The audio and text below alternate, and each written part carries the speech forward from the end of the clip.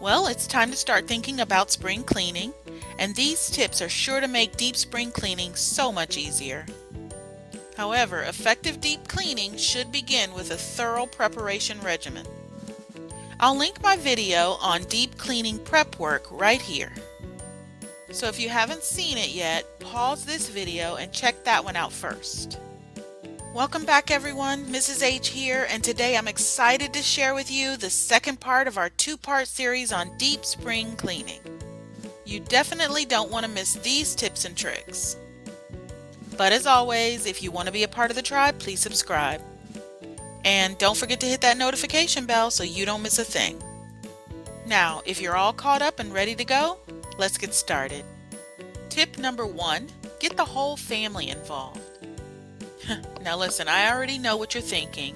Getting my family involved will be like pulling teeth. I'd rather just do it myself. However, I strongly discourage this because one person doing everything lends itself very quickly to burnout. I found that creating a reward system for my family worked wonders. Here's what we do.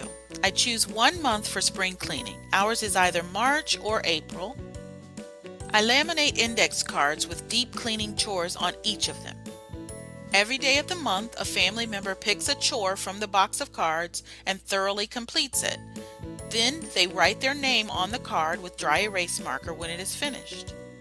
Now, of course, chores were a lot simpler when the kids were younger. I really didn't expect them to do windows at the age of 5. But at the end of each week, a name is drawn from a hat for small prizes, including "Take the day off, no chores today." But at the end of the month, provided all the tasks have been completed, every name in the hat is considered for a large prize, including cold hard cash or even family vacation perks.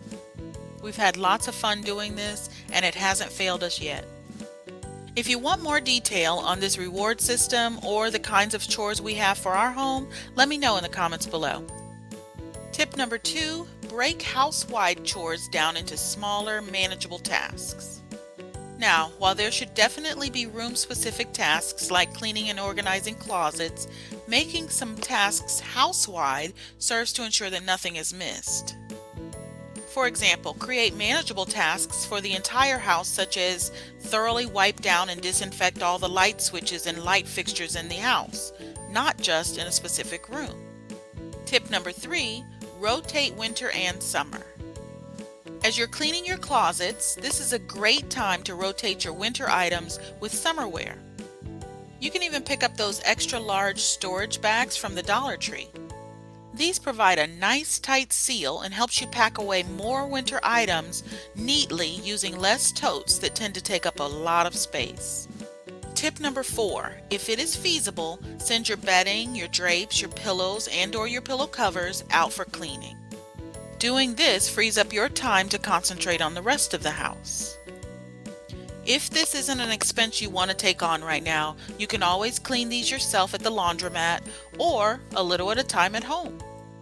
Finally, tip number 5, make sure every inch of your home is touched, including your garage.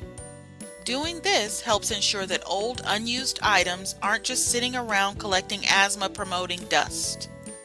For example, do you really need the old VHS tapes that you no longer have a working VCR for?